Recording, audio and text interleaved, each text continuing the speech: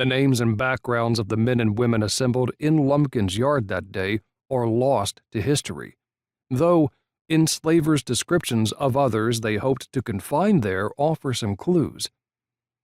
They included men like Lewis, a burly 24-year-old who, a few weeks earlier, an enslaver had sold to Greensboro, North Carolina. Lewis promptly fled, at which point his enslaver enlisted Lumpkin's aid in recapturing and jailing him.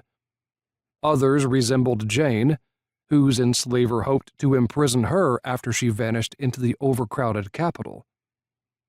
The packed facility probably also held black Union soldiers like Charles Dice, men captured in the battles for Richmond and exposed to sale by a Confederate state that denied their claims to freedom and manhood.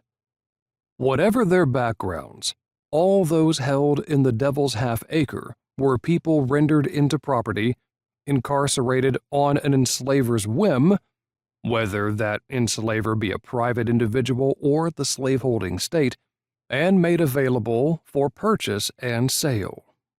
If any slave merchants cried their human wares that afternoon, however, the collective roar of what one witness labeled thousands of the half-starved and half-clad people of Richmond drowned them out.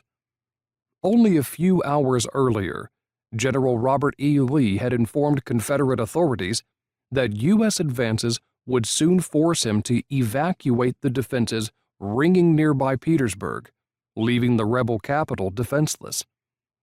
In response, panicked officials began evacuating gold, government records, and other valuables from Richmond, barreling from their offices around the capital down Shockoe Hill to the railroad depots at its foot. Detachments of soldiers set arsenals, munitions, factories, stores of food and drink, anything the invaders might desire, aflame. As word of the coming surrender coursed through the city, civilians thronged the streets seeking sustenance and plunder amid the wreck of the Confederacy. Into this melee stepped the denizens of Lumpkin's jail, bound not for liberty, but for continued captivity. Up Wall Street, Lumpkin drove them, the chains on their legs and shackles on their wrists impeding their ability to dodge the men and horses careening through the streets and preventing them from melting away into the churning crowds. Their destination, the depot of the Richmond and Danville Railroad, stood a few hundred yards to the south.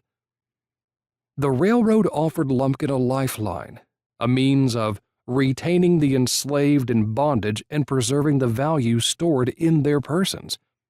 Upon arriving, his captives watched with trepidation as Lumpkin wheedled railroad officials for space on a departing train,